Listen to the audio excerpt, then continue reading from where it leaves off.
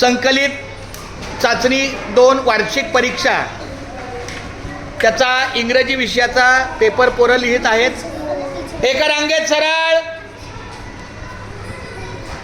ही line इयत्ता पहिलीची आहे आणि ही लाईन इयत्ता दुसरीची आहे।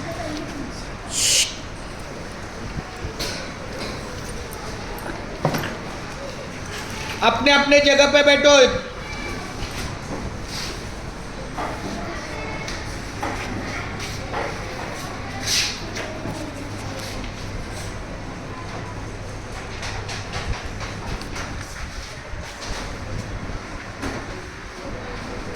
प्लीज।